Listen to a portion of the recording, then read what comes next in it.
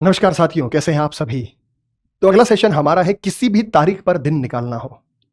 इसके लिए 2-3 तरीके हैं। पहला तरीके से आज आप रूबरू हो जाएंगे। तो आपको विषम दिनों की संख्या निकालनी आनी चाहिए, जो मैंने पिछली वीडियो में बताया था कि 100 साल में 5, 200 में 3, 300 में 1, 400 में 0 और किसी भी स्लॉट में विषम दिनों की संख्या निकालनी हो तो आपको वो चीजें निकालनी आनी चाहिए जो आपको हमने लास्ट क्लास में बड़े अच्छे से बता भी दिया था। तो मेरे भाई, to find a day on a given date, किसी एक तिथि पर हमें दिन ज्ञात करना है। तो हम दिन ज्ञात कैसे कर सकते हैं? सबसे पहले आप लोगों को अगर मैं कहूं कि भाई 10 मार्च 1980 को हमें दिन निकालना है, हमें दिन निकालना है 10 मार्च 1980 को। सीधा दिन निकालकर आप बता सकते हैं। डिटेल से बताऊंगा, फिर इसका शॉर्टकट बताऊंगा। आपको ये बताना है, आपको ये बताना है कि भाई 10 अप्रैल 2013 को कौन सा दिन था। तो करना कुछ नहीं, आपको हमेशा जनवरी से शुरू करना है। पहले डिटेल से बताऊंगा, फिर शॉर्ट में। जनवरी से शुरू करना है। जनवरी में 31 दिन, जिसके लिए 3 लेंगे। फरवरी एक लीप ईयर की फरवरी है, लीप ईयर की फरवरी में 29 दिन यानी 1 लेंगे। और मार्च के लिए 10 दे रखा है तो 10 लेंगे। अगर यहाँ 10 मार्च होगा तो 10 लेंगे। अगर मैंने यहाँ पे 20 मार्च ले लिया तो आप 20 लेंगे। 25 ले लिया तो 25 लेंगे। 1 मार्च होता तो 1, जनवरी के लिए 3, फरवरी के लिए 1, मार्च के लिए 10, 3, 13 और 1, 14। 14 को 7 से डिवाइड करो, ये पूरी कैलकुलेशन 0 हो गई। यहां देखो बेटा, जनवरी के लिए 3 लेंगे, फरवरी के लिए 0 लेंगे क्योंकि साधारण वर्ष की फरवरी है। मार्च के लिए 3 लेंगे, अप्रैल के लिए 20 लेंगे। 20 और 3 23 और 3 26, 26 को 7 से डिवाइड करेंगे, 7 या 21 और 5 26। उसके बाद हमें क्या करना है, जो दिया गया है उसमें से 1 माइनस करना है। 1980 में से 1 माइनस कर दो 1979। हमेशा क्यों माइनस करना है? क्योंकि ये साल पूरा नहीं गुजरा, केवल जनवरी महीना, केवल फरवरी महीना और मार्च के 10 दिन गुजरे थे। यहां केवल जनवरी गुजरे थे 31 दिन, जिसका 3 ले लिया। फरवरी के 28 दिन, जिसका 0 ले लिया। मार्च के 31 दिन, जिसका 3 ले लिया। अप्रैल के 20 दिन, वो हमने ले लिए। 20 की जगह मैं 6 भी लिख सकता था 7 से डिवाइड करके। 7 दूनी 14, 6 लिख देता। 6 और 3 और 3 12, 12 को 7 से डिवाइड करके 5 आता। यहाँ 10 को मैं 3 लिख सकता था 7 से डिवाइड करके। 3 3 6 और 1 7, तब भी 0 आता। तो हमेशा 1 माइनस होगा। और यहां भी 1 माइनस होगा तो 2012 बन जाएगा। अब क्या करना है? अब आपको वही अंदाज तरीका जो विषम दिन निकालने वाला होता है। विषम दिन कैसे निकालते बेटा 1979 में? 400 गुना 4 1600 जमा 300, 1900 जमा 79। और 79 में आने वाले लीप जो लास्ट क्लास में समझाए थे हूबहू वैसे ही। और अगर ये रिमाइंडर बचा तो ये लिख लो, जैसे यहां आप करेंगे 400 तिये 1200, 400 पंजे 2000 जमा 12, 12 साल में आने वाले लीप। और अगर ये रिमाइंडर बचा तो इसे यहां लिखेंगे। ये पूरी कैलकुलेशन 0 हो गई। 300 के लिए 1 प्लस 79। कितने लीप होते हैं? 4 से डिवाइड करो।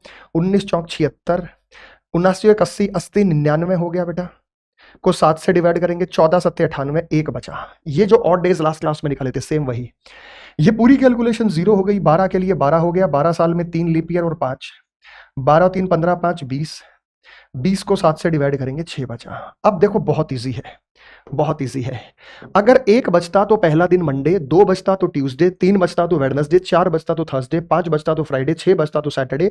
7 को 7 से डिवाइड करके 7 कभी नहीं बच सकता, तो 0 7वां दिन, इसलिए 0 पर संडे, क्योंकि 7 को 7 से डिवाइड करेंगे 0 बचेगा।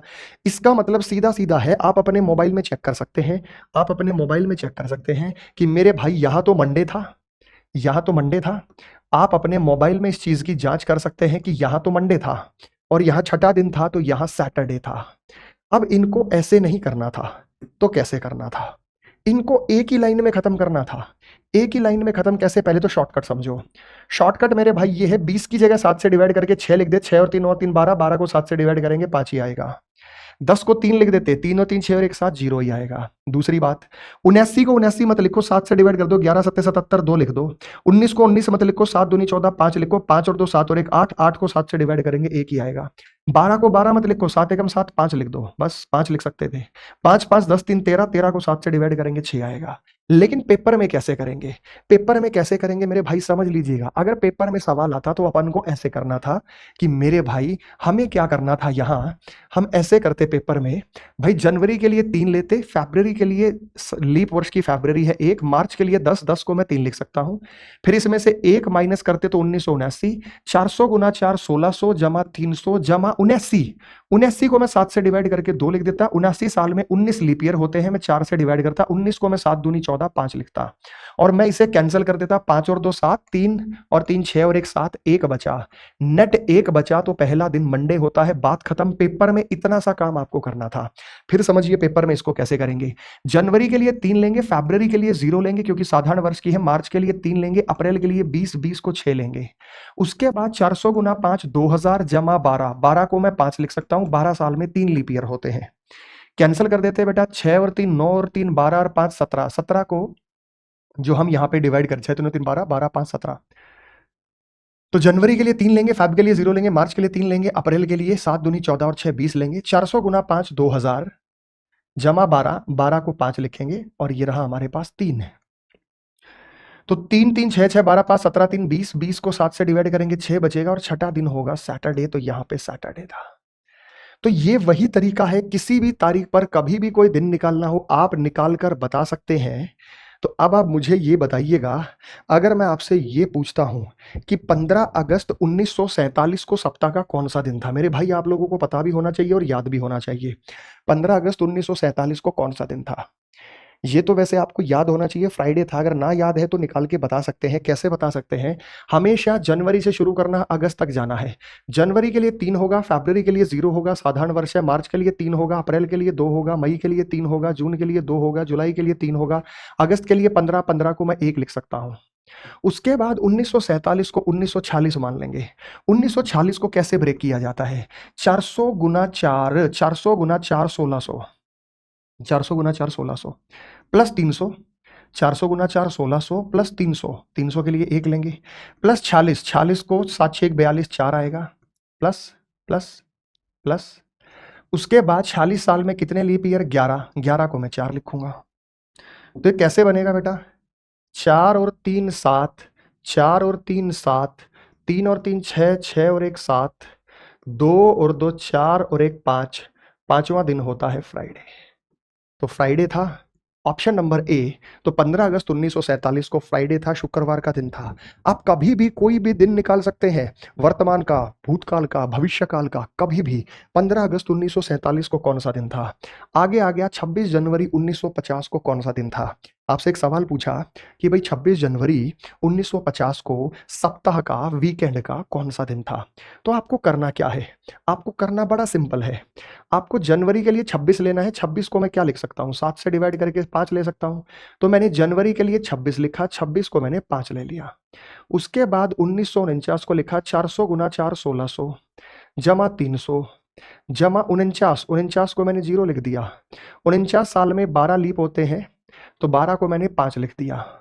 तो ये टोटल हो गया 11, 5 और 5 10 और 1 11, और हमने 11 को 7 से डिवाइड किया, रिमाइंडर आया 4।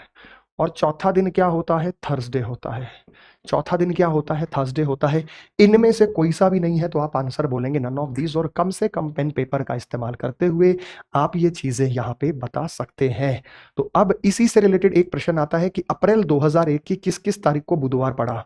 तो मेरे भाई परेशान होने की जरूरत नहीं है, यहाँ पे परेशान होने की जरूरत नहीं है कि हम यहाँ पे कैसे कर सकते हैं अप्रैल 2001 की।